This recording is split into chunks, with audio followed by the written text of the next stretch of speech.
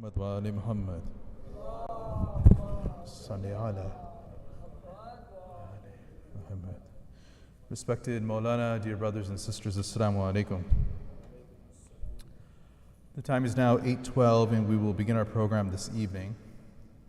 Tonight marks the first in a series of 5 majalis to commemorate the Arbaeen of Imam Hussein alayhi salam and his companions.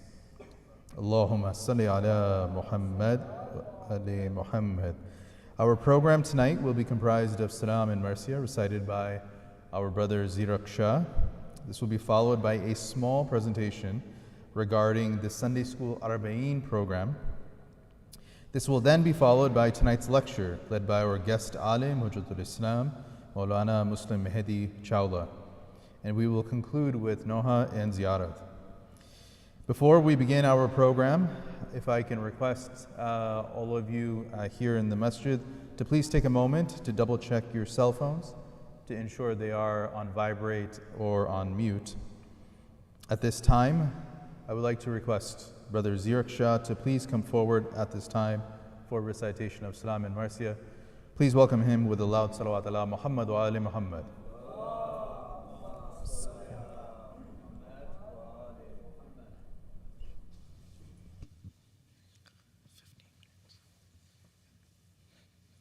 Salawat bar Muhammad ali Muhammad.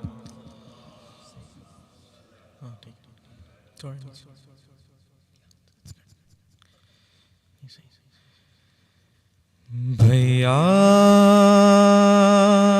میں آ گئی ہوں نانا کا دین بچا کے بھیا میں آ گئی ہوں نانا کا دین بچا کے جاؤں گی اب مدینہ جاؤں گی اب مدینہ چہلوں تیرا منا کے بھیا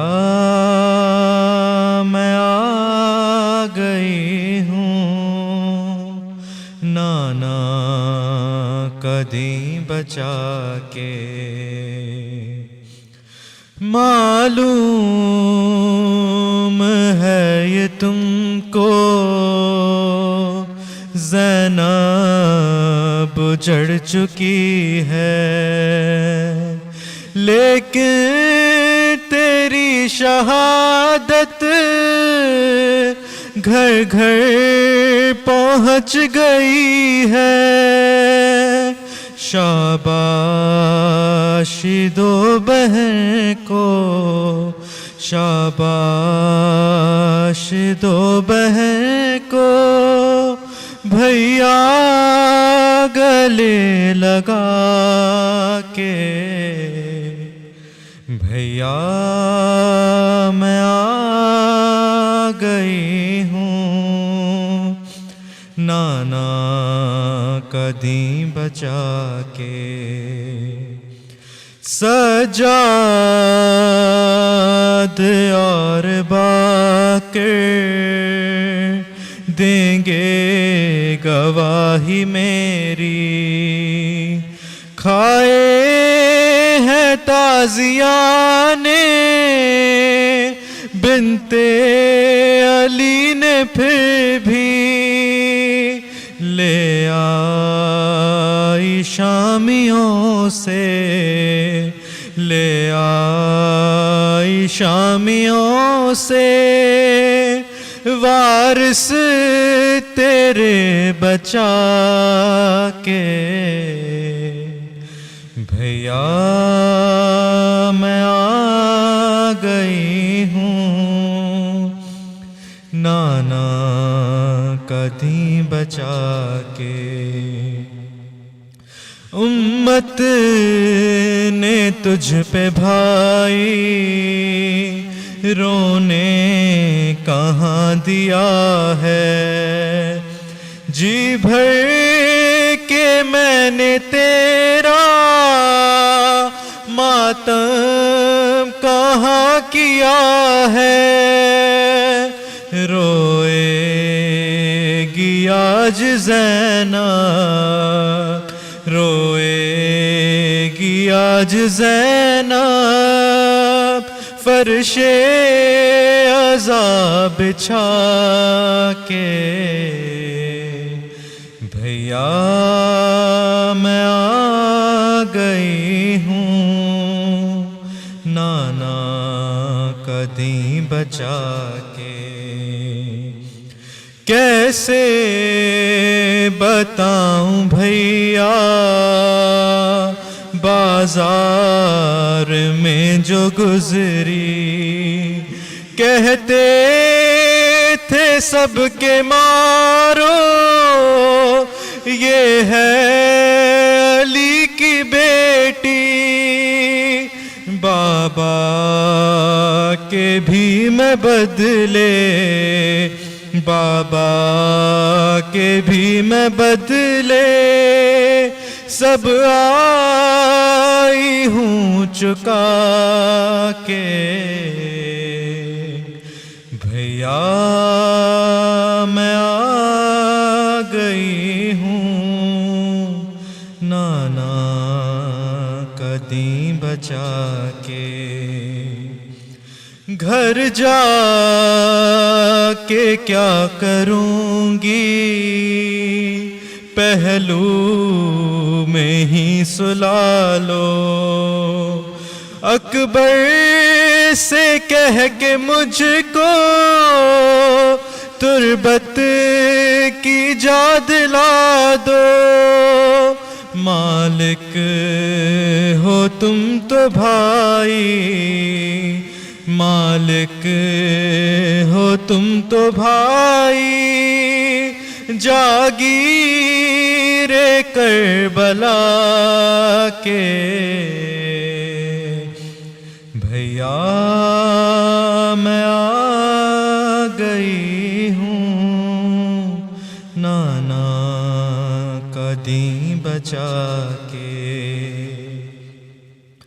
یہ کہہ کہ اے تکلم اٹھی علی کی بیٹی، عباس کی لحد پر پہنچا دے مجھ کو کوئی، دکھلا دوں باوفا کو، دکھلا دوں باوفا کو رسی کے نیل جا کے۔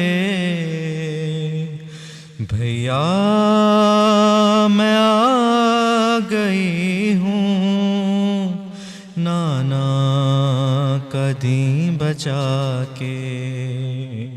صلوات محمد علیہ۔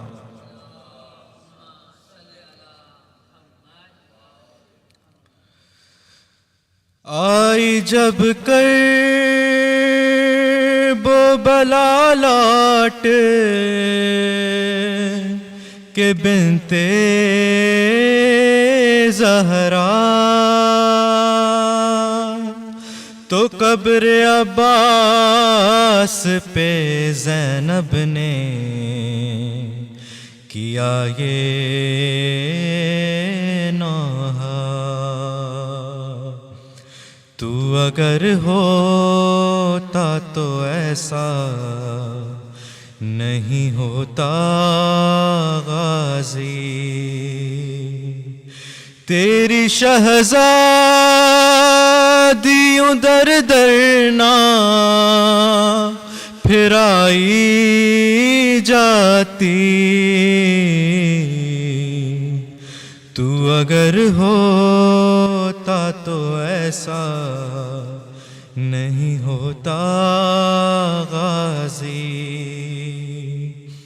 کبھی یثرب تو کبھی سوئے نجف دیکھتے تھے، کبھی تیرے کٹے شانوں کی طرف دیکھتے تھے، شہن اکبر کے کلیجے سے نکالی برچھی ہے۔ تو اگر ہوتا تو ایسا نہیں ہوتا غازی، میرے ہاتھوں کو بھی رسی سے گیا تھا باندھا، میں بھی ہاتھوں کا نہ لے پائی سہارا بھیا، جیسے تو زین سے گرا ویسے میں ناکے سے گری ہے۔ تو اگر ہوتا تو ایسا نہیں ہوتا غازی، قید خانہ بھی غریبی پہ میری روتا ہے، لاش مستور اٹھائے یہ کہاں ہوتا ہے، فرض بیٹوں کا نبھائی علی کی بیٹی ہے۔ تو اگر ہوتا تو ایسا نہیں ہوتا غازی،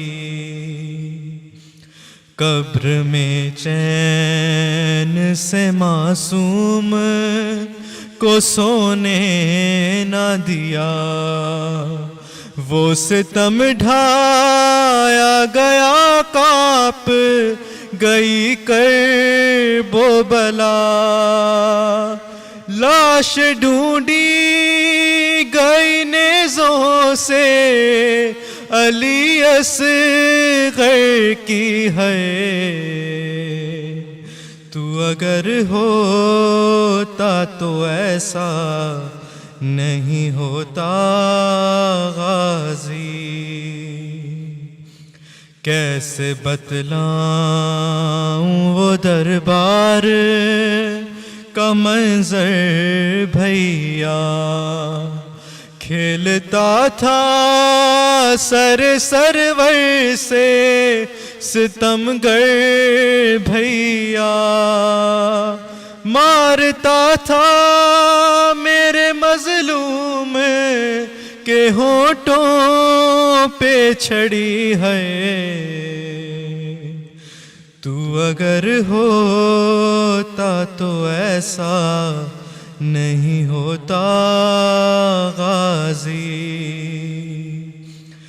لڑکھڑاتے تھے بہت پاؤں تو گر جاتے تھے، ہو کہاں میرے جواروں کے یہ فرماتے تھے، لاش ملتی نہ تھی بھیا کو علی اکبر کی ہے۔ تو اگر ہوتا تو ایسا نہیں ہوتا غازی،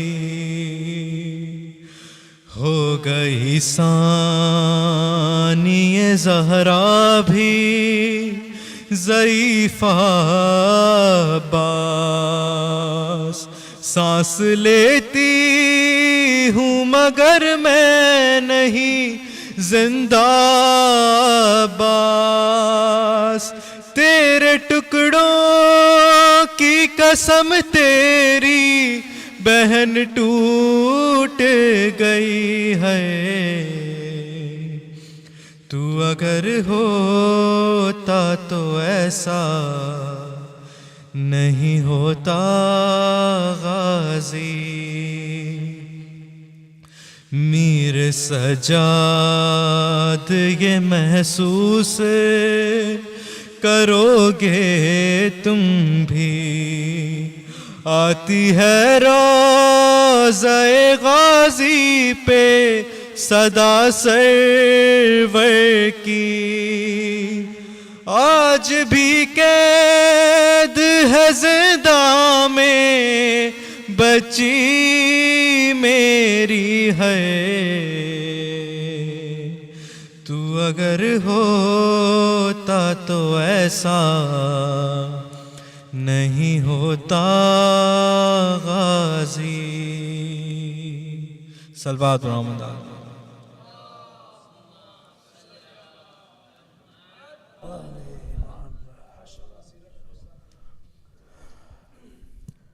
MashaAllah.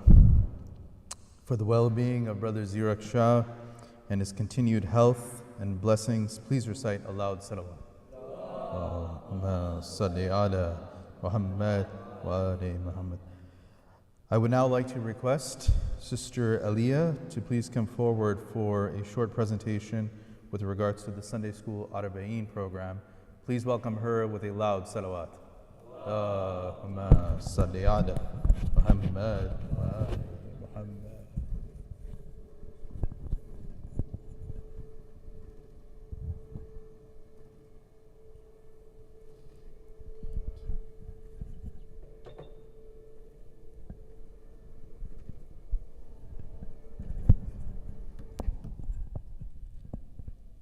Assalamu alaikum.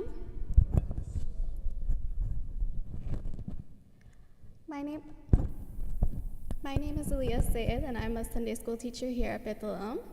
On behalf of Beit al-Ilm's Sunday School Administration and the Arbaeen program team, we would like to invite you all to attend the Arbaeen and Jalus program on Sunday, September 10th at 10 a.m. Life-size scenes featuring our youth depicting events from Shab Ashur to the return to Medina will be displayed in the Walk of Reflection. Medical and dental mock-ups, hygiene care packages for the refugees, a model of the Najaf to Karbala walk, story time, family quizzes, and a scavenger hunt, along with many other Arbaeen-related activities will be featured. Please kindly register on the website so tickets can be allotted for the different viewings of the Walk of Reflection. We will also be having an outdoor jalus, which will take place after namaz, inshallah. Now please see a snippet of last year's Walk of Reflection.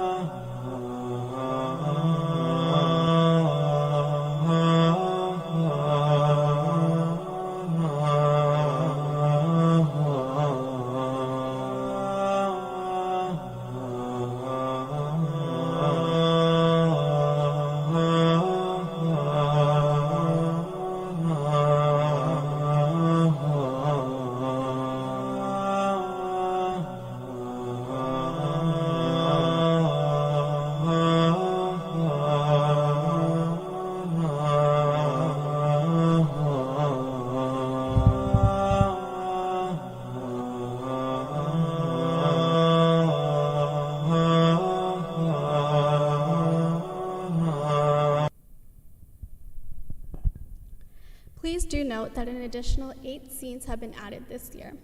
This program is open to the community, but we kindly request you to please register on the Beit al-Ilm website or on the link that will be emailed again tomorrow so we have an accurate head count.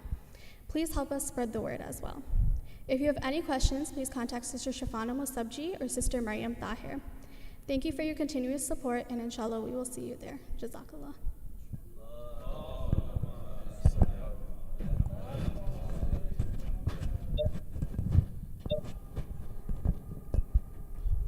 Thank you, Sister Aliyah. Brothers and sisters, I would now like to share some important community announcements.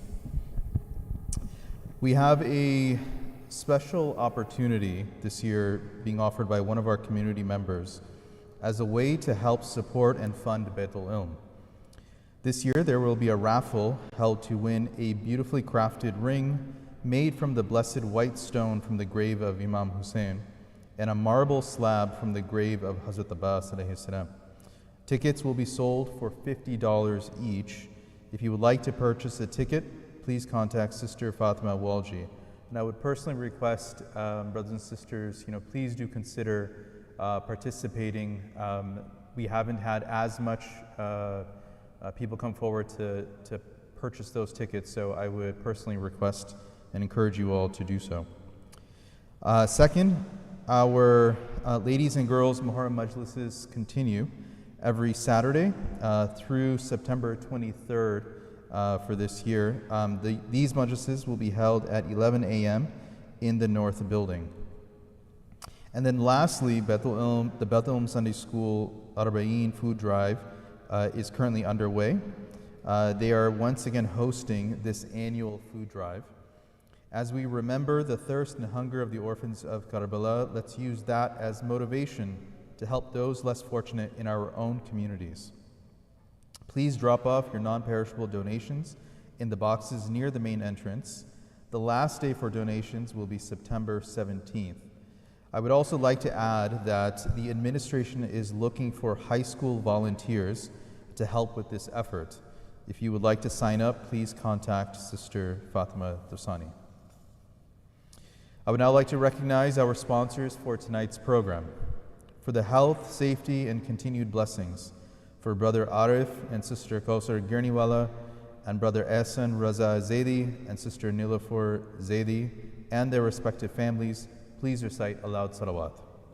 Allahumma salli ala Muhammad wa ali Muhammad.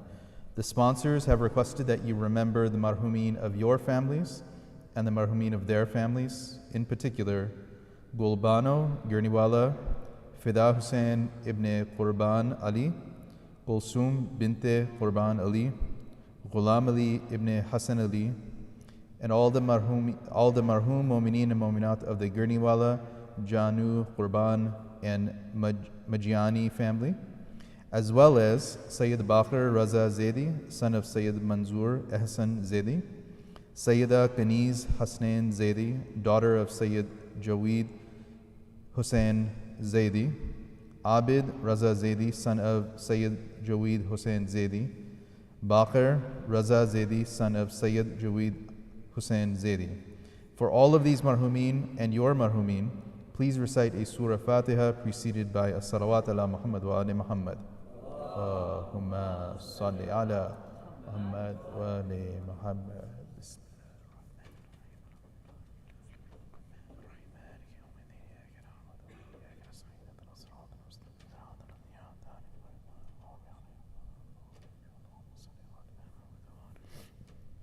Once again, brothers and sisters, please do check your cell phones to make sure they are on mute and vibrate. Before I request our guest alim to come to the minbar, I would like to offer a short introduction to him. Hujjat al-Islam, Sheikh Muslim Mehdi Chawla, is a scholar of religious sciences with a specialization in Islamic philosophy and theology. He studied over a decade in the Islamic Seminary of Qom. His areas of research and interest are mysticism, ethics, Western philosophy, fiqh, and comparative religions. He also holds multiple master's degrees in the fields of philosophy, religion, Arabic, and political science. He has attended Dars Kharij of Usul and Fiqh for a few years. Since 2001, the Sheikh has been actively involved in tabligh activities across the globe, including reciting majalis, delivering lectures, discussions, and community counseling. His experience includes being a Muslim chaplain and a religious director at the Jafriya Center of Niagara Frontier. He also served actively in the local schools, universities, hospitals, interfaith settings to deliver lectures on Islamic guidance. In June 2016, he had traveled to the U.S. to pursue his PhD from the U.S. to pursue his PhD with Al-Mustafa International University. While engaged in his dissertation after completing a PhD coursework in Iran, he is now based in Washington, D.C., pursuing a graduate fellowship at the George Washington University in Washington, D.C. Without further ado, please help me welcome Hujjat al-Islam, Sheikh Muslim Mehdi Chawla, to the minbar with a loud salawat ala Muhammad wa ali Muhammad. Salli ala Muhammad wa ali Muhammad.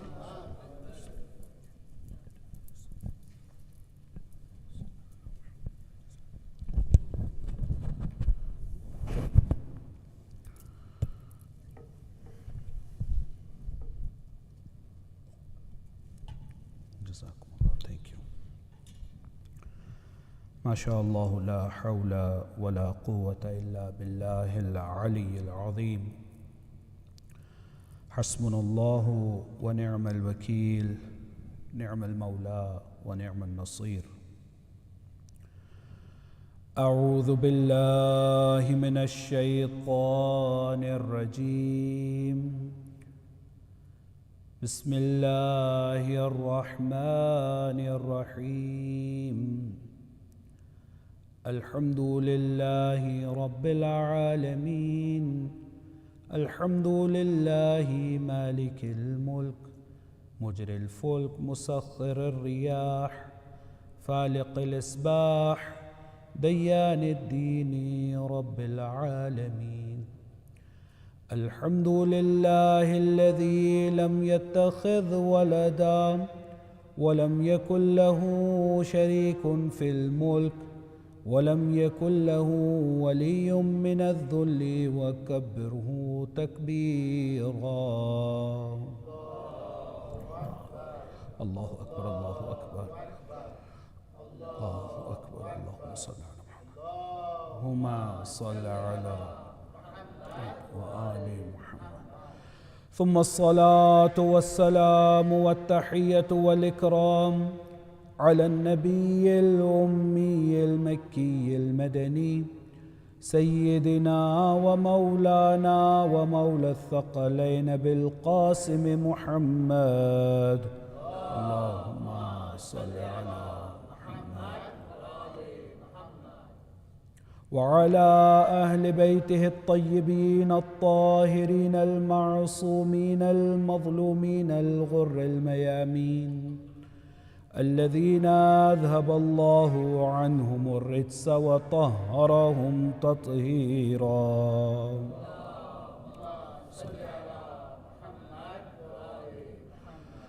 ولعنة الدائمة على أعدائهم من حين عداوتهم إلى قيام يوم الدين. أما بعد، فقد قال الله الحكيم في كتابه الكريم وقوله الحق.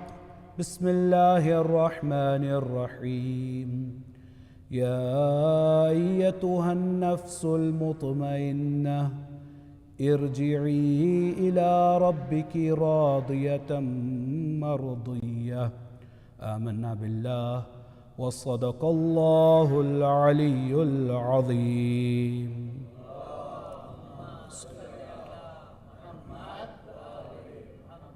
Respected scholars, respected elders, dear brothers and sisters, Assalamu alaikum wa rahmatullahi wa barakatuh.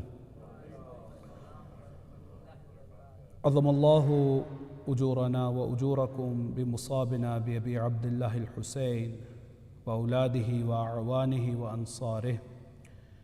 May Allah subhanahu wa ta'ala amplify in our reward in the commemoration of the martyrdom of the master of the martyrs, Abu Abdullah al-Hussein, and the companions of Imam Sayyid al-Shuhada.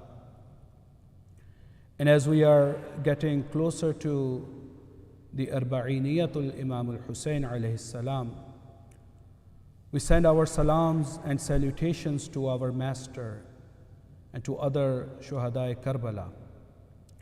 And we ask Allah subhanahu wa ta'ala to grant us the proximity to our master and to the Imam of our time, Imam al-Hujjah salawatullahi wa salamuhu alayhi. Allahumma salli. First and foremost, I would like to offer my gratitude to Allah subhanahu wa ta'ala and then to Baitul Ilm for giving me this opportunity to be at your service during these 5 nights. Inshallah, I will be at your service. And as it is announced that as the format of the Majalis, inshallah, the first part of our Majlis will be in English language, and then inshallah I will have a transition in Urdu language, and we'll conclude with Urdu Musiba. In regards to the topics of these Majalis, customarily the Majalis of Arbaeen are to remember the mission of Imam Sayyidul Shuhada Aba Abdullah al-Hussein salawatullahi wa salamuhu alayh.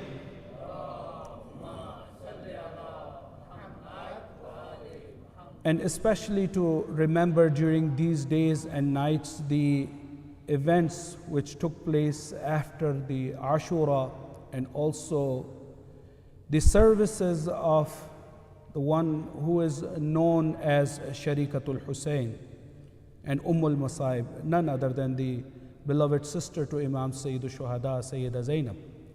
So inshallah, we will be having these discussions talking about her contribution, going through her legacy, her words, especially the sermons which she delivered during her journey from Karbala to Kufa and then from Kufa to Sham, speaking about the dialogue which took place between her and Ibn Ziyad and her sermons throughout the way to Sham. But tonight being the eve of 17th of Safar, I also would like to remind ourselves about the narration in Islamic history which speaks about the martyrdom day of our 8th Holy Imam being 17th of Safar. So I see it is important that we also discuss about our 8th Holy Imam, and especially tonight being the introductory Majlis to this series of Majalis.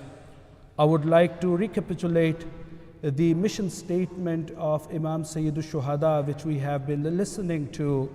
Especially we listened to the scholars throughout the first 10 days and 10 nights of Muharram, the mission of Imam Sayyidul Shuhada. So when we look at the contribution of Sayyida Zainab and Sayyida Sajjad, we see that they had the same mission statement ahead of them, and they fulfilled the same responsibility which Imam Sayyidul Shuhada had on his shoulders.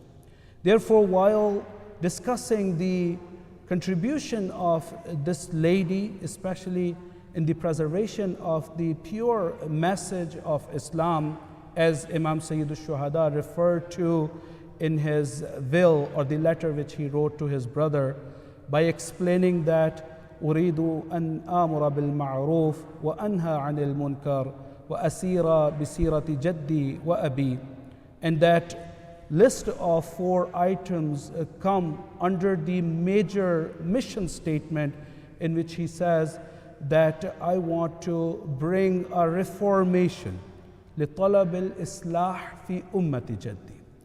But this mission will have 4 items. So now when we speak about this mission statement and we look at the mission of Sayyida Zainab, her contribution in the preservation of Islam, we see following the footsteps of Imam Sayyidul Shuhada. And very similarly, when we look at the contribution of our 8th Holy Imam, although when we look at the distance, the timely distance from Imam Sayyidul Shuhada's martyrdom to the birth of our 8th Holy Imam, we see many decades have been passed. But when we look at the life and the practice of our 8th Holy Imam, we see that he has revived the same institution which Imam Sayyidul Sajjad and Sayyida Zainab revived during their times. So when we look at the Musiba, for instance, one very vivid example of that revival is that many of the ahadith of Maqtal we have from our 8th Holy Imam. For instance, this very famous conversation between him and Ibn Shabib. All of you might have heard that. We begin the month of Muharram, every year in the very first majlis, we mentioned that hadith, that it was a practice and custom of our 8th holy Imam that whenever the month of Muharram would begin, people wouldn't see him laughing and speaking to other people in an ordinary manner. So he would display the sadness through his actions, through his words, and he would remind the other people that I have seen this, I have observed this from my father and my grandfather and my ancestors, that whenever the month of Muharram would come, their routine would be changed. They would remember the martyrdom of Imam Sayyid al-Shuhada. People wouldn't see them laughing, people wouldn't see them, especially during first 10 days, being engaged in activities which are worldly activities. So they would dedicate their times in the remembrance of the grief of Sayyid al-Shuhada, the martyrdom of Sayyid al-Shuhada, the purpose of Sayyid al-Shuhada. And one way of the expression of that love was to speak about the martyrdom. When we look at the political circumstances of 6th and then 7th Imam, we see those were different than the circumstances of 8th Imam, where Imam, especially during the time of the Abbasid Caliph Ma'mun, he found this opportunity to speak a little bit more clear to the people and without having any taqiyya. So he would have in Medina the Majalis to commemorate the martyrdom of Sayyid al-Shuhada. And he would invite people to come to his home and would have the gatherings to remember Imam Sayyid al-Shuhada. So when we look at Imam al-Rida, when we look at Imam Sayyid al-Sajjad and Sayyida Zainab, one thing in common is observed that all of them, they tried to revive the memory of Sayyid al-Shuhada. They tried to speak about the atrocities which befell upon Imam Sayyid al-Shuhada and his holy family. Therefore, inshallah, with this introduction, I will speak a little bit about our 8th holy Imam to seek some heed and guidance through the practice and the words of wisdom of our 8th holy Imam, that they are also in line to our theme that we are analyzing, that how Sayyida Zainab and the personalities post Ashura, they kept the institution of Islam not only alive, but they gave those values a newer life.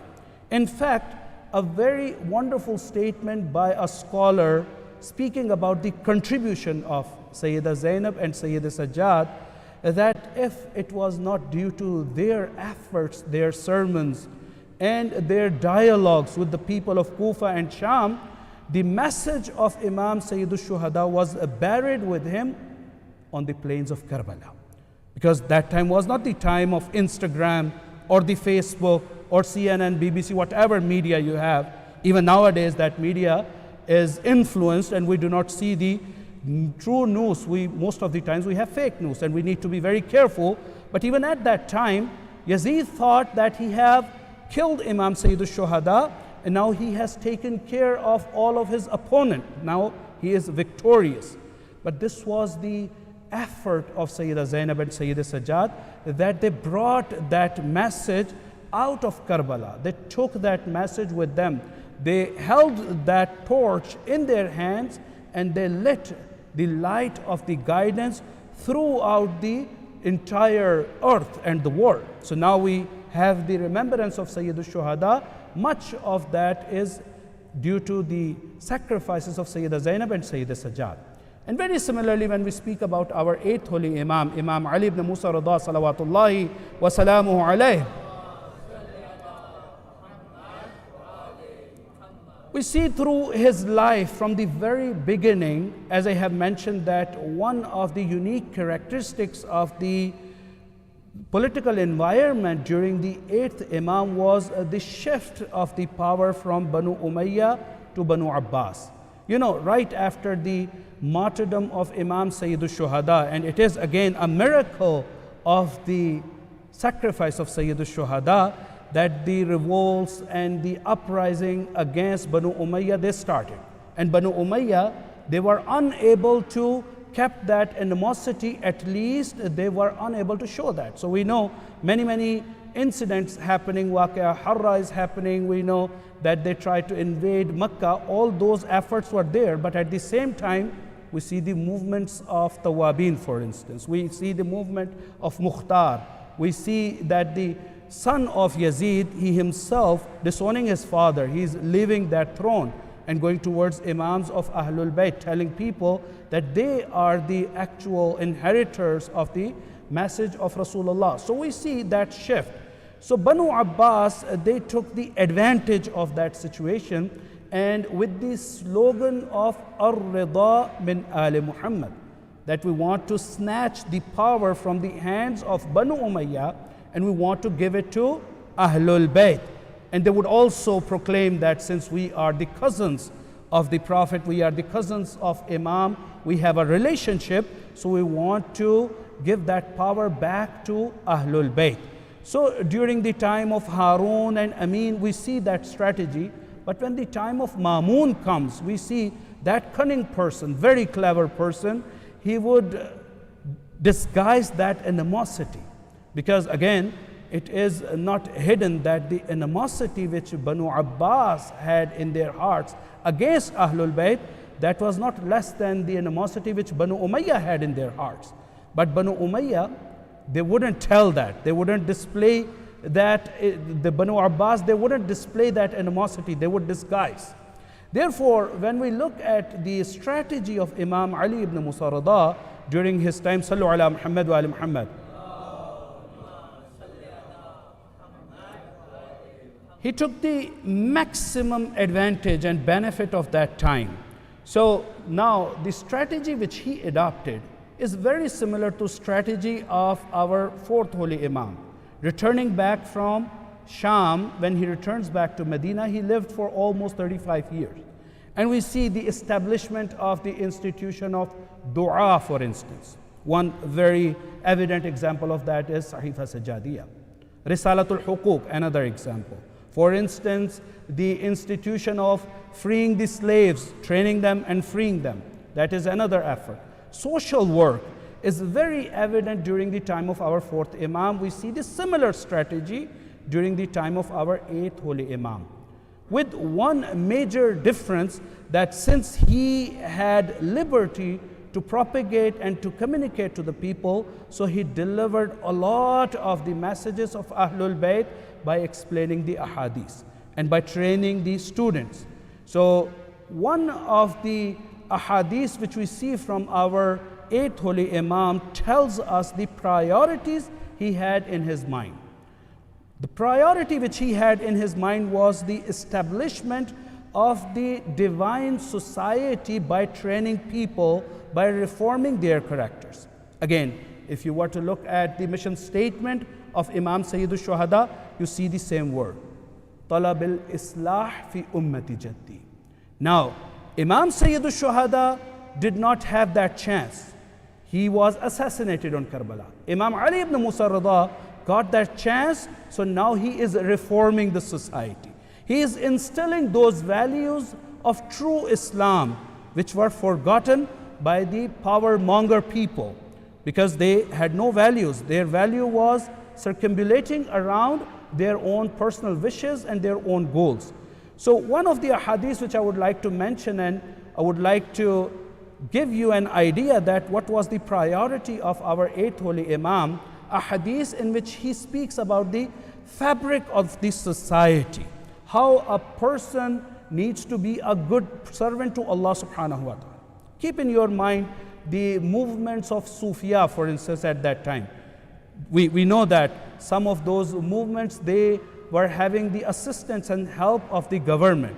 Just be engaged in ibadat, dhikrullah, you leave the society, go inside the mosque, sit there, spend entire night in worshipping. That is the purpose of creation, because Allah has created you for ibadat. وَمَا خَلَقْتُ الْجِنَّ وَالْإِنسَ إِلَّا لِيَعْبُدُونَ.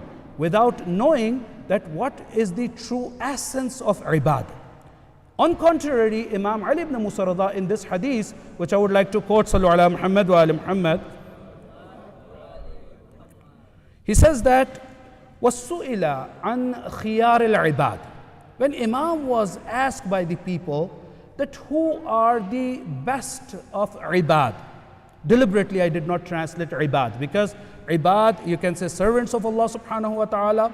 He's not saying that the question is that who are the best of the human beings, al-insan. No, ibad. Keep in your mind the idea of وَمَا خَلَقْتُ الْجِنَّ وَالْإِنسَ إِلَّا لِيَعْبُدُونَ. That ibadat is not staying in masjid day and night and being forgetful of your responsibility. Imam alayhi salatu wasalam is saying, who is the best of the servants of Allah subhanahu wa ta'ala, when he was inquired by someone. Imam says, فَقَالَ عَلَيْهِ السَّلَامُ الَّذِينَ إِذَا أَحْسَنُوا اسْتَبْشِرُوا. So he is giving a checklist of 5 items. And those items include huququllah and huququl ibad both. And that shows us the balance in the society and the perfection of the religion and the true purpose of the creation. So Imam says, the best among the servants of Allah subhanahu wa ta'ala are the people who fulfill this criteria. The first criteria is الَّذِينَ إِذَا أَحْسَنُوا اسْتَبْشِرُوا. Whenever they perform a good deed, they become happy. So now, since Imam is training the people, and we are also here to seek heed from Imams of Ahlul Bayt and to have a scale in our lives to be successful, Imam is not saying the best among you is someone who has, for instance, 6-figure salary, or for instance, who is the best doctor, for instance, or engineer, or when you get a bonus of, for instance, $10,000, you become happy. No, Imam says, the best people, الَّذِينَ إِذَا أَحْسَنُوا اسْتَبْشِرُوا. They become happy when they do good, not when they earn more, when they have a materialistic success. Usually in the society, when we have a materialistic accomplishment, we become happy. We feel that we are accomplished, rather than feeling accomplishment when we assist someone, when we obey the commandment of Allah subhanahu wa ta'ala. We become happy, but at a very low level. That shows what are our priorities. Imam says a true believer, a good believer, an accomplished believer is someone when he does a good deed becomes happy. For instance, if I am able to stay awake during the night of Qadr, I become happy. That is the the commandment of Imam. If I am able to offer Salatul Layl, for instance, every night, even if not every night, for instance, once in a week, once in a month, I become happy. Ya Allah, you have given me such a wonderful opportunity that I was able to wake up early in the morning to have some conversation in private with you. Or for instance, I have gone to Hajj, for instance. That makes me happy. Imam says those are the happiness of the believers, the best of the ibad, the best of the servants of Allah subhanahu wa ta'ala. And on contrary, Imam says, وَإِذَا أَسَاءُوا إِسْتَغْفَرُوا.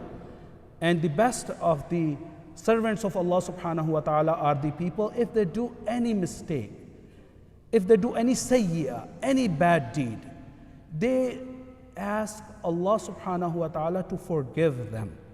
Istighfar, sometimes we do not value istighfar. Istighfar is one of the best gifts given by Allah subhanahu wa ta'ala to us. Inshallah, during one of the nights, I will speak about the institution of the repentance, al-istighfar, or seeking Allah subhanahu wa ta'ala's forgiveness, is one of the examples of that tawbah, or the repentance. That is the best gift. Imam says, Imam is not saying the best people are the people who are not making any mistake, because Imam knows that all of us, we are fallible. We make mistakes, but best is someone, as soon as that person commits an evil, does a sin, or makes an error, seeks Allah's forgiveness. Many of the times, we try to fool ourselves. Oh, I didn't do that. That wasn't bad. We try to resist. We know that we have done a mistake, but we try to cover that. We try to make excuses. Even sometimes when people, they identify our mistakes, we want to resist. Imam says they will seek Allah's forgiveness right away. Because Allah is forgiving. Allah subhanahu wa ta'ala will forgive. So they have faith in them and they want to rectify those errors. Imam Amirul Mu'mineen Ali ibn Abi Talib salawatullahi wa salamu alayhi says, you want to know which sin is the greatest of the sins? The greatest of the sins, one of the greatest sins, is when a person commits minor sins and thinks they are not having any weight. These are just ordinary things. No, it's the major sin. When a person commits minor sins oft repeatedly and have no remorse, no shame. Imam Ali ibn Musa Rada is saying, the best khiyarul ibad are the people, whenever they make any mistake, right away they seek Allah's forgiveness. The third one in this list, وَإِذَا أُعْتُوا شَكَرُوا. Whenever they are given any blessing, any favor, they become grateful to that. You know, the institution of the gratification, being grateful to Allah and to human being alike. When we speak about the gratitude, it's not limited to Allah subhanahu wa ta'ala. Yes, that is the biggest example.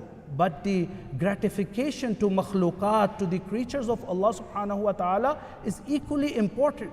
In fact, we have some of the ahadith which are giving us this idea. If a person is unable to be grateful to the human being, he is unable to be true grateful to Allah subhanahu wa ta'ala. Being grateful to Allah begins from being grateful to His creatures. Therefore, we see the training of Ahlul Bayt. For instance, now we are remembering our 8th Holy Imam. I would like to mention that anecdote from the life of our 8th Holy Imam, talking about the importance of gratitude. Someone comes to our 8th Holy Imam having a complaint that my financial situation, my financial circumstances are not good. Please help me. Apparently that person wanted to have some money to resolve his issue. And the anecdote says that Imam had a tray next to him and there were some grapes in that tray. Imam picks up one single grape and gives this to that person who has come to Imam asking for help. He looks at Imam. I have come to seek some money. I have a lot of troubles. I want to get married. I need to pay my mortgage. I have no job, in today's language. And you are giving me one grape? He refuses to take that. Imam puts that grape back in the tray.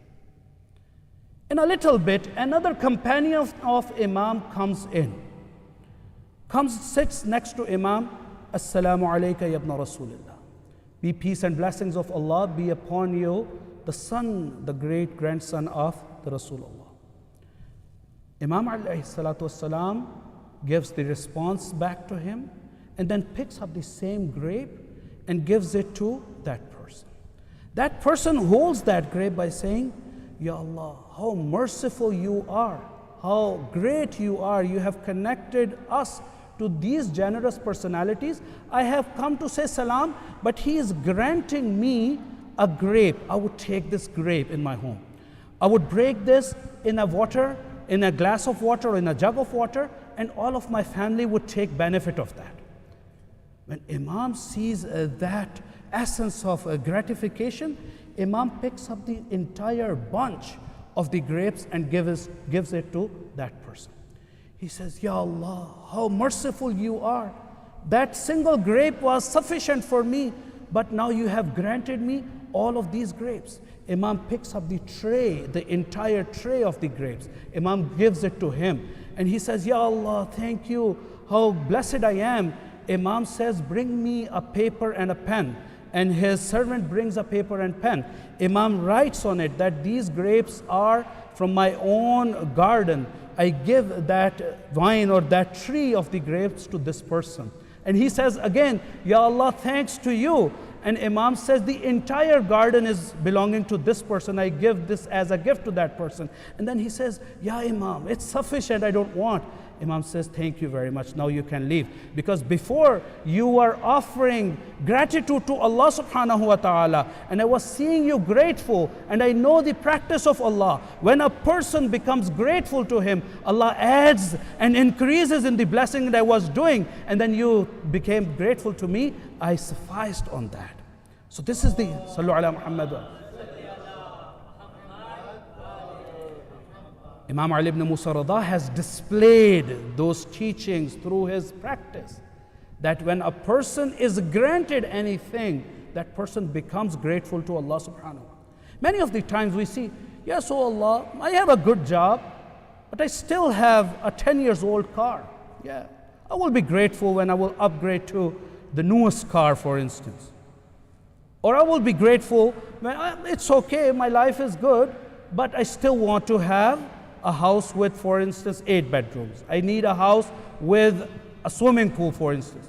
So we see that whatever Allah has given to us, we feel that we still need more and more, and then we need to be grateful to Allah subhanahu wa ta'ala. Imam says, whenever a person is the best of the ibad, khiyarul ibad, the chosen one servants of Allah subhanahu wa ta'ala are the people, whenever something is given to them, they become grateful. And then 2 other things, Imam alayhi salatu wassalam, sallu ala Muhammad wa ali Muhammad, says, وَإِذَا ابْتُلُوا صَبَرُوا. And when Allah subhanahu wa ta'ala tries them, when there is a trial in their lives, they become patient to Allah subhanahu wa ta'ala. And this is one of the topics of our discussions in upcoming nights. We'll speak about the sabr, because we have a personality who is the epitome of the patience, Sayyida Zainab salawatullahi wa salamu alayha. Sallu ala Muhammad. And then the last but not least, the 5th one, Imam says, وَإِذَا غَضِبُوا عَفَوْا. This is also very important, brothers and sisters, that when a person, the best, the chosen servants of Allah subhanahu wa ta'ala are fulfilling these 5 criteria, the 5th one is whenever they become angry, whenever something displeases them, they forgive the other people. Naturally, we see a lot of the times in our families, in our society, at workplaces, at mosques, at community centers, we see differences of opinion. Sometimes we do not feel that we are comfortable, and we become angry, and we hold those grudges, and we try not to forgive, and we feel that as a source of pride for us, that I'm not forgiving that person because that person has offended me. Imam alayhi salatu wasalam says, the true and the best and the chosen servants of Allah subhanahu wa ta'ala are the people, whenever they become angry, they forgive people. Quran refers to that very famous verse. Allah subhanahu wa ta'ala speaks about the characteristics of muttaqeen. الَّذِينَ يُنْفِقُونَ فِي السَّرَّاءِ وَالضَّرَّاءِ وَالْكَاظِمِينَ الْغَيْظَ وَالْعَافِينَ عَنِ النَّاسِ. These 2 qualities, that they suppress their anger. Naturally, a human being has this tendency to be offended on the behavior of other people. But expression of that offense, expression of that anger, the true muttaqeen, the chosen servants of Allah subhanahu wa ta'ala, are the people who suppress their anger, who restrain themselves for the pleasure of Allah subhanahu wa ta'ala. Ahlul Bayt, they have shown this to us. Have we not heard many examples from the lives of Ahlul Bayt? Someone coming, disrespecting our second Imam in his own street, with his own fellows, with his own friends and companions, coming and cursing upon Amirul Mu'minin, cursing upon Imam al-Mujtaba. What is the response of Imam al-Mujtaba? Without showing any sort of displeasure. Oh man, you look a stranger to this city. If you are hungry, let me feed you. If you have no place to live, let me take you to my home. You can stay with me. This is the way Ahlul Bayt, they have displayed those divine values and have trained us that how to make the society best of the societies. If we really want to bring a reform to the society, that would begin from our own selves. And Imam Ali ibn Musa Rada, salawatullahi wa salamu alayh, has taught us these values to reform ourselves. So especially when we speak about this forgiveness, this notion of forgiving other people, we see this as the hardest thing in our lives, especially when we speak about the relationship inside the household. I'm talking about husband and wife relationship. We see that nowadays, especially due to minor things. We see that houses, the homes, the families are falling apart.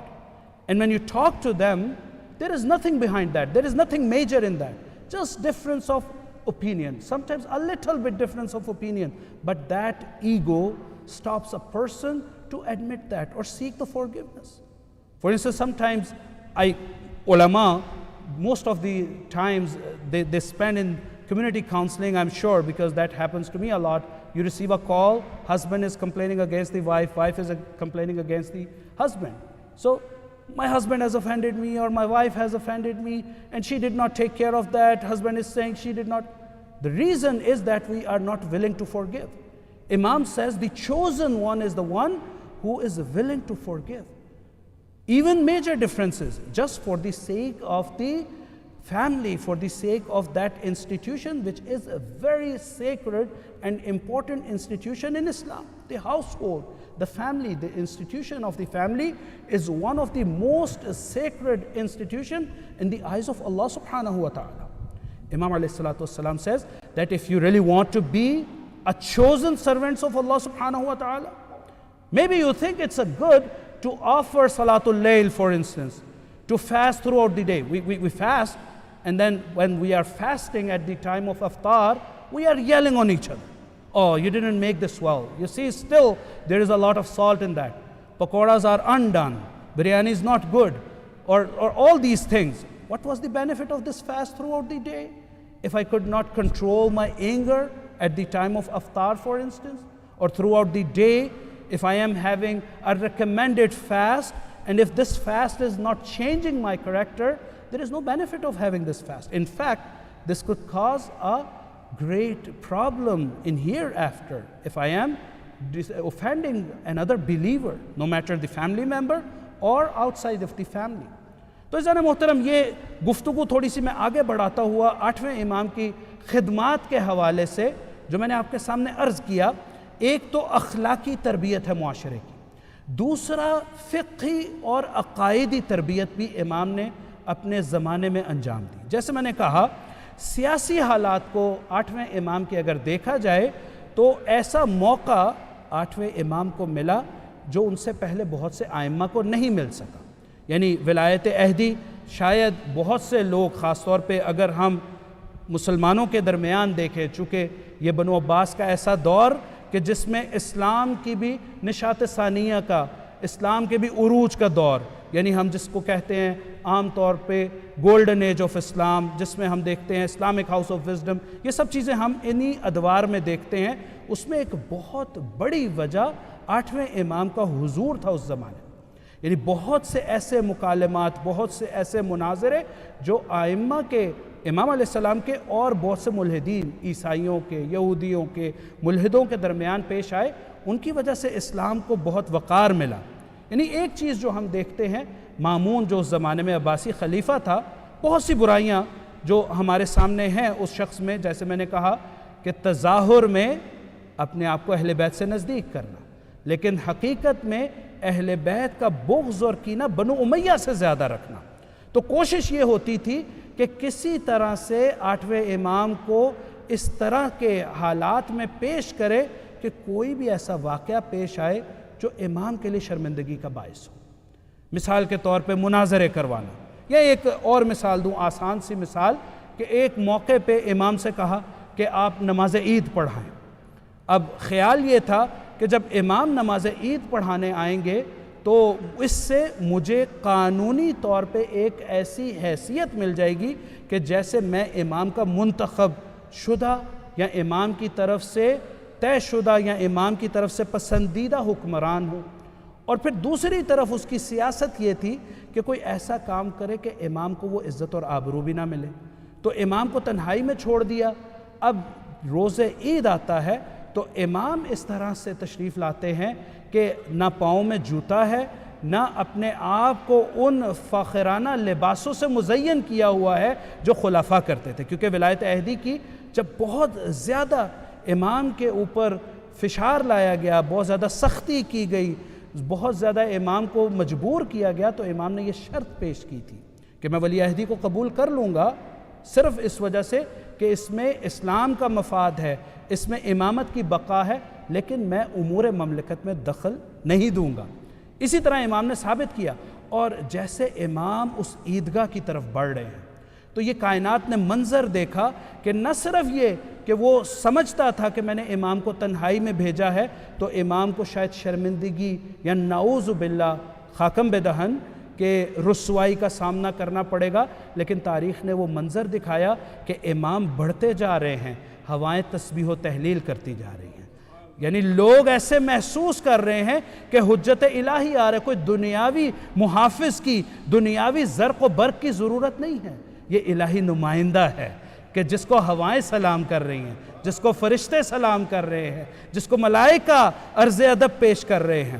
اور اسی طرح اور بھی بہت سے موقعوں پہ ہم دیکھتے ہیں کہ جب خلیفہ بنو عباس نے کوشش کی کہ امام کو مجبور کر، جانتا نہیں ہے نا، یعنی اپنے آپ کو تجاہل عارفانہ، یہ ایک خلفاء کا ایک کردار بھی تھا، یعنی اگر دیکھا جائے تو اللہ کی حجت اور طرح سے ہوتی ہے اور خلفاء کی کوششیں اور ہوتی ہیں، لیکن ہوتا وہ ہے کہ جو اللہ چاہتا ہے، اور اللہ کبھی اپنی حجت کو اپنے حال پر نہیں چھوڑتا، اللہ اپنی حجت کو ہر زمانے میں دکھاتا ہے، اور حجت میں بھی کوئی فرق نہیں ہوتا۔ یعنی ایک واقعہ عجیب، 8ویں امام علی ابن موسیٰ رضا صلوات اللہ وسلم کی زندگی سے ہمیں ملتا ہے، جس سے پتہ چلتا ہے کہ امامت ایک ایسا منصب ہے جو دنیا میں کوئی نہیں دے سکتا، یعنی جتنی بھی خلافتیں دیتے رہیں، یعنی آ کے وہ یہی کہتے تھے نا، چاہے وہ جناب سیدہ زینب کے دور میں یزید فخر سے کہے کہ ہمیں اللہ نے عزت دی، یا اموی خلیفہ چوتھے امام کے دور میں کہیں، 7ویں 8ویں امام کے دور میں کہیں، تو وہ یہ کہتے تھے کہ ڈنڈے کے زور پہ، تم تلوار کے زور پہ لوگوں کی گردنیں تو جھکا سکتے ہو لیکن لوگوں کے دل نہیں جھکا سکتے، لوگوں کے دل اہل بیت کے حضور میں جھکتے ہیں۔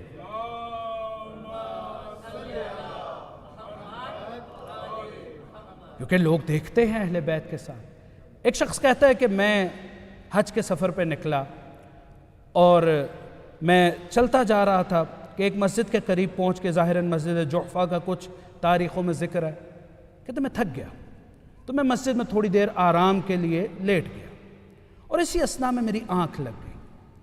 اب خواب میں دیکھتا ہوں کہ اسی مسجد کے ایک گوشے میں اللہ کے نبی احمد مجتبیٰ محمد مصطفیٰ صلی اللہ علیہ وآلہ وسلم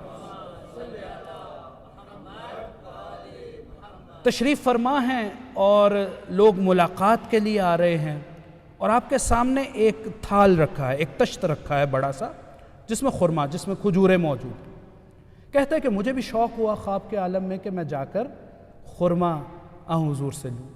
کہا میں آگے بڑھا، میں نے سلام کیا، عرض ادب کیا، اور نبی کریم سے کہا کہ مجھے کچھ عطا فرمائیے۔ نبی کریم نے ایک مشت اس تھال میں سے بھری، اور وہ مشت بھر کے اس شخص کو دی۔ اس نے کرامت سمجھ کے، اللہ کے نبی سے یہ نعمت سمجھ کے اپنے ہاتھ میں لی۔ اب ان کھجوروں کو لے کر کے وہ آ کر ایک کونے میں بیٹھا، اور اسے خیال آیا میں ان خرما کو گنوں تو صحیح، ان کھجوروں کو گنوں تو صحیح۔ گننا شروع کیا، دیکھا 18 کھجوریں تھیں۔ سوچا شاید میری زندگی میں بس اب 18 سال، ایک علامت اپنے خواب میں سوچ رہا، یہ شاید میرے زندگی کے 18 باقی سال رہ گئے۔ کہا اسی اثناء میں اس کی آنکھ کھل گئی۔ آنکھ کھلی تو دیکھا نہ کھجور تھی، نہ تشت تھا، نہ کچھ اور تھا۔ کہتے اسی اثناء میں بیٹھا تھا تو ایک دم شور و غوغا ہوا، ایک صدائیں بلند ہوئیں کہ نواسہ رسول اللہ کے رسول کا فرزند آ گیا ہے مسجد میں۔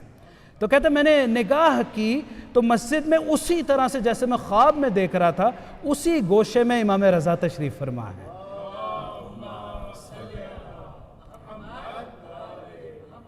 سمجھیے گا کہ کس طرح اللہ کی حجتوں کے درمیان کس طرح سے تناسب پایا جاتا ہے، کس طرح یہ گانگت پائی جاتی ہے۔ تو کہا کہ میں نے اسی خواب کو ذہن میں رکھتے ہوئے اسی جگہ پر جا کے جناب سرکار امام ہشتم کو سلام عرض کیا اور کہا مولا مجھے کچھ عطا فرمائیے۔ مولا نے ایک مشت کھجوریں اٹھائیں اور میرے ہاتھ میں وہ کھجوریں رکھی اور میں نے دیکھا کہ وہ 18 کھجوریں تھیں. تو میرے دل میں آیا کہ خواب میں تو میں نہیں کہہ سکا لیکن ابھی تو میں کہہ سکتا ہوں. تو کہا مولا مجھے کچھ کھجوریں اور عطا فرمائیے. تو امام رضا نے مسکرا کے جواب دیا اگر میرے نانا نے میرے جد نے عطا کی ہوتی تو میں بھی کر دیتا.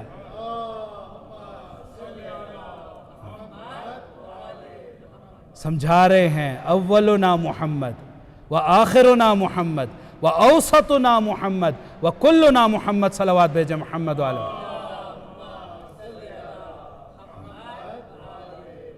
نہیں بتا رہے ہیں کہ کس طرح سے ہمارا پہلا بھی محمد ہے, ہمارا وسطی بھی محمد ہے, ہمارا آخری بھی محمد ہے, ہم سب کے سب محمد ہیں. صلوات بھیجے محمد والے محمد. تو عزیزان محترم یہ ایک مثال میں نے آپ کے سامنے دی اور اسی طرح اسی تراث کو, اسی میراث کو, اسی حجت کو پورا کس طرح کیا. اب بہت تیزی سے وقت بہت کم رہ گیا میرے پاس. ایک اور واقعہ آپ کی سماعتوں کی نظر کرتے ہوئے منزل مصائب کی طرف بڑھوں گا کہ 8ویں امام کے حوالے سے ہمیں معلوم ہے کہ سنہ 203 ہجری میں آپ کی شہادت ہوتی ہے اور آخری 3 سالوں میں امام کو مدینے سے مرو لایا جا رہا ہے, خراسان لایا جا رہا ہے, آج جہاں پر مولا دفن ہے. راستے میں نیشاپور کا شہر پڑ رہا ہے. آپ میں سے بہت سے لوگوں نے زیارت کی ہوگی قدم گاہ کی, اس معجزے کی جو مولا کی برکت سے اور کرامت سے وہاں پر نمودار ہوا. اگر نہیں کی تو اللہ ہمیں بار بار لے جائے اہل بیت کی زیارتوں کو انشاءاللہ. تو جب اس شہر سے گزرے ہیں نا, اور نیشابور سے متعلق آپ کے یقیناً اہل علم ہیں, آپ کے علم میں ہے کہ روایات کے اعتبار سے, راویوں کے اعتبار سے, ائمہ فقہ اہل سنت کے بھی حوالے سے اس شہر کو بڑی مرکزیت حاصل ہے. تو جب مولا کی سواری, اور یہ بھی پیچھے ایک سیاست تھی مامون کی, جب مولا کو مدینہ سے بلایا جا رہا ہے نا, تو مامون نے یہ سوچا کہ امام کو اس راستے سے لائیں جہاں شیعہ کم ہیں, جہاں پر مولا کے چاہنے والے نہیں ہیں, تو تاکہ لوگ مولا کے اطراف میں جمع نہ ہوں, لوگ مولا سے فائدہ نہ اٹھا سکیں, مولا لوگوں کو اپنی طرف مائل نہ کر سکیں. لیکن ایک, جیسے میں نے کہا, اللہ کا نظام ہے اور ایک لوگوں کا پلان ہے. ہوتا وہ ہے جو اللہ کا نظام ہو, ہوتا وہ ہے جو اللہ چاہتا ہو. تو امام کی سواری جب خراسان جاتے ہوئے نیشاپور سے گزر رہی ہے, تو جب وہاں پر موجود لوگوں کو یہ پتہ چلا تو شہر بھر کے سارے محدثین جمع ہوئے اور امام کی سواری کے اطراف میں جمع ہوئے اور کہا یا ابن رسول اللہ, اے اللہ کے رسول کے فرزند, جی چاہتا ہے کہ آپ کے زبان مبارک سے ارشاد ہوئی اللہ کے رسول کی ایک حدیث سنیں. اچھا, اب وہ حدیث جس کو آپ سب نے سنا ہوگا, یہاں پر مراد صرف ربط مصیبت کے لیے ایک جملے سے دینا ہے کہ مولا نے وہ حدیث ارشاد فرمائی کہ جس کے متعلق امام احمد ابن حنبل لکھیں, یعنی اہل سنت کے امام لکھیں کہ یہ حدیث کلمۃ لا الہ الا اللہ حسنی ومن دخل حسنی امن من عذابی, کہ اس کو کہا کہ اس کا سلسلہ سند کہ مولا امام حشتم فرما رہے ہیں کہ میں نے اپنے بابا امام کاظم سے, انہوں نے اپنے بابا امام جعفر صادق سے, انہوں نے اپنے بابا امام محمد باقر سے, انہوں نے اپنے بابا امام سید سجاد سے, انہوں نے اپنے بابا امام حسین, انہوں نے اپنے بابا علی مرتضیٰ, انہوں نے رسول اللہ نے جبرائیل امین, اور جبرائیل امین نے اللہ سے سنا کلمۃ لا الہ الا اللہ حسنی. کہا کہ اگر صرف اس سلسلہ مبارکہ کو اگر پانی پہ دم کر کے کسی عام مریض کو تو چھوڑ دیجئے, کسی ایسے کو کہ جس کی عقل زائل ہو گئی ہو, اگر اس کو پلا دے تو وہ دیوانہ عقل سے سرشار ہو جائے گا. یعنی یہ عظمت ہے اہل بیت کے ناموں کی.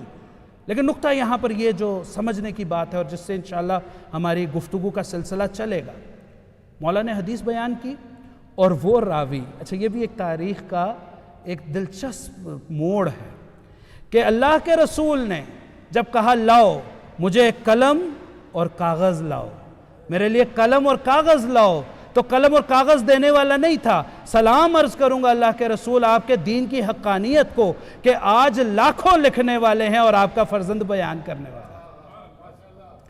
سب نے جیسے ہی مولا نے کہا کلمۃ لا الہ الا اللہ حسنی فمن دخل حسنی امن من عذابی, لوگوں نے قلم بند اور امام نے سواری کا پردہ سرکا دیا.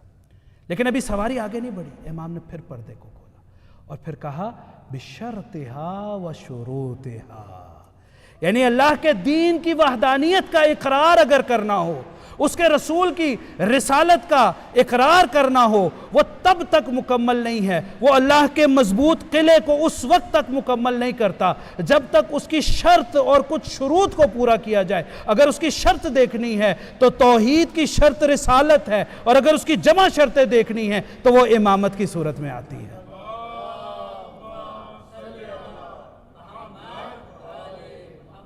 یعنی علماء نے اس پہ بلاغت کے حوالے سے گفتگو کی ہے کہ اگر امام یہ کہہ دیتے کلمۃ لا الہ الا اللہ حصنی فمن دخل حصنی امن من عذابی بشروطہا، کہ یہ اپنی شرائط کے ساتھ ہے۔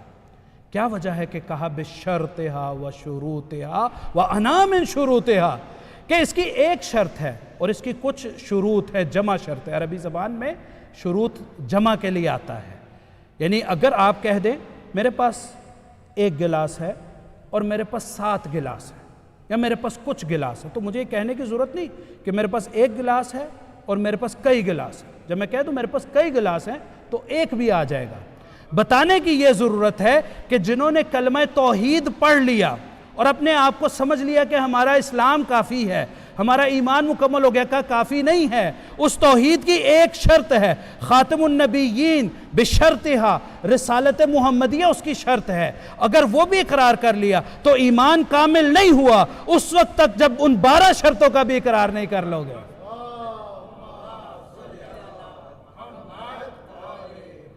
بشرطہا وشروطہا وانا من شروطہا۔ تو جس طرح سے میں نے کہا کہ 8ویں امام نے اس تعلیمات کو اس طرح سے بیان کیا کہ اسلام میں نبوت، امامت اور پورے اسلامی اعتقادات کو اپنی ارشاد مبارکہ سے لوگوں کو بیان کیا۔ اور ایک وہ پہلو جس کا میں نے شروع میں اشارہ دیا کہ جس کو امام نے پھر سے زندہ رکھا، وہ اپنے جد بزرگوار امام حسین کی قربانی کا۔ آ کے لوگ پوچھا کرتے تھے، لوگوں کو ضرورت نہیں ہوتی تھی کہ پوچھیں کہ محرم کا چاند نمودار ہوا ہے کہ نہیں ہوا۔ بس عزیزو، اربعین کے ایام آ گئے، آپ کے دل کربلا کی طرف روانہ ہیں۔ لوگوں کو پوچھنا نہیں پڑتا تھا مولا محرم کا چاند نمودار ہوا کیوں؟ اس لیے کہ مولا کے گھر سے گریے کی صدائیں بلند ہو جاتی تھی۔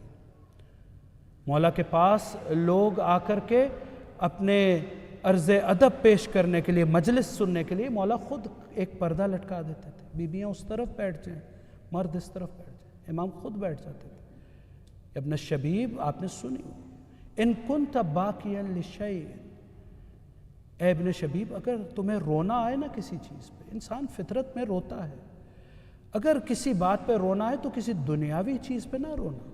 کیوں؟ اس لیے کہ رونے کے لیے ایک ایسی چیز ہمارے سامنے ہے کہ اگر انسان اس کو سوچے، ان کنت باکیا لشیء فابکی للحسین، حسین کے لیے رو۔ کیسے نہ روئے انسان کہ اس عظیم قربانی کے جس کو چوتھا امام یاد کر کے 35 برس ہوئے، جس قربانی کو یاد کر کے ہمارے زمانے کا امام کہتا ہے کہ جب میں اپنے جد بزرگوار کی کربلا میں شہادت کو تصور کرتا ہوں نا تو میں آنکھوں سے اشک نہیں روتا، میں آنکھوں سے خون روتا ہوں۔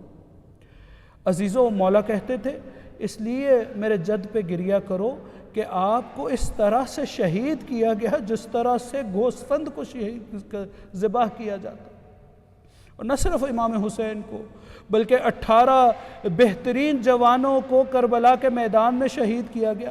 اور یہ تو امام رضا کی بات ہے نا عزیزو، کس طرح سے ذکر کرتے تھے، چوتھے امام کے حضور میں ایک دفعہ جائیں گے، کربلا سے واپس آئے، اربعین کے بعد مدینہ میں آ گئے، لوگ آ کر کہتے تھے مولا، منہال کئی دفعہ آ کر کہتا تھا اور آ کر کہتے تھے مولا اب کتنے برس ہو گئے کربلا کو، اب کیوں روتے ہیں آپ کے رونے کا سبب کیا ہے؟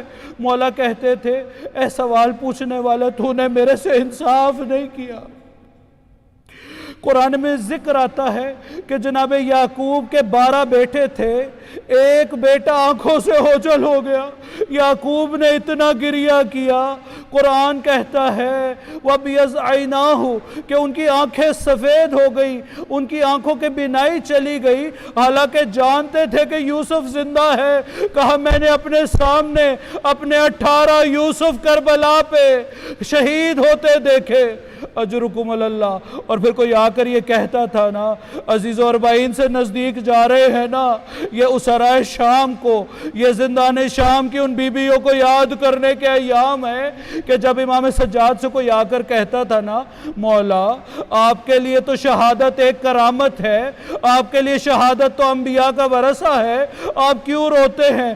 امام ایک دفعہ پھر کہتے تھے اے سوال کرنے والے، تو نے مجھ سے سوال تو کر لیا، ہاں ہمارے لیے شہادت کرامت ہے، لیکن مجھے یہ تو بتا کہ پھپھیوں اور بہنوں کا سر بازار بے مقنع و چادر رسوا ہوتے دیکھنا کس نبی کی سنت ہے؟ اجرکم اللہ۔ ہاں عزیزو، بس 2 جملے مصائب کے اور سن لیجئے گا کیونکہ رونے اور رلانے کی راتیں ہیں نا۔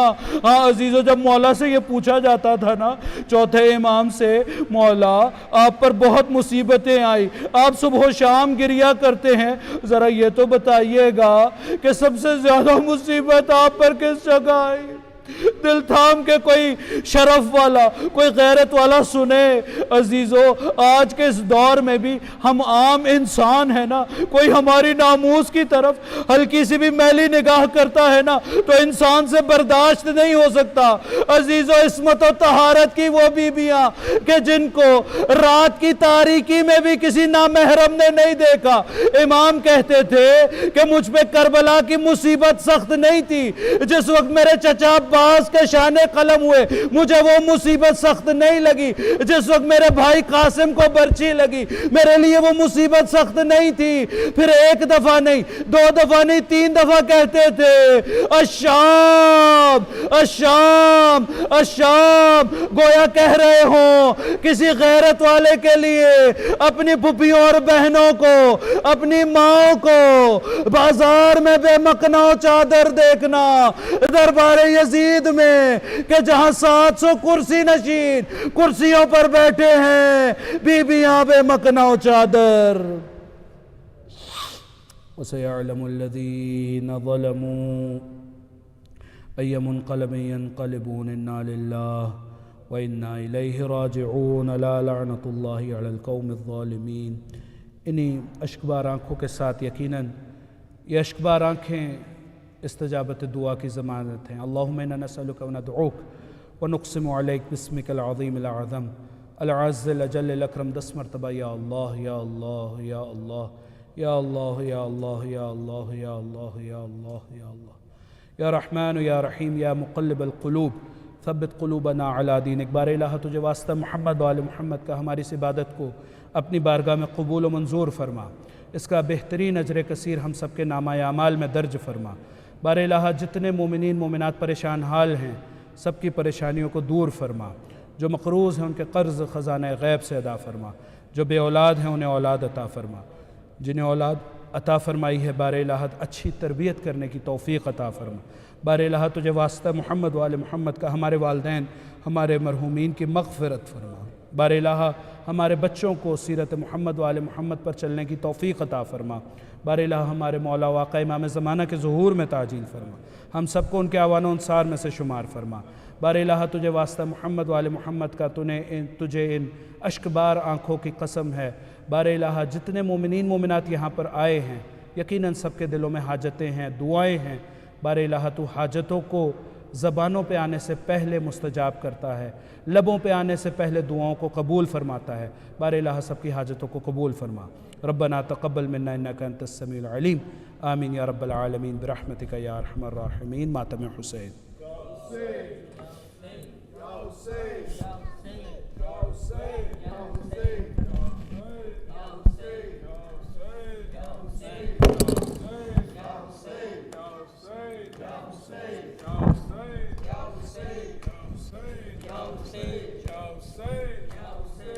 Hussein,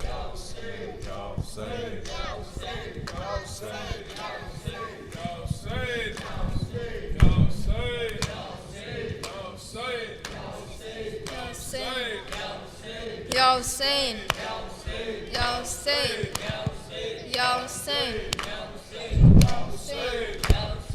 Ya Hussein, Ya Hussein, Ya Hussein, Ya Hussein, Ya Hussein, Ya Hussein,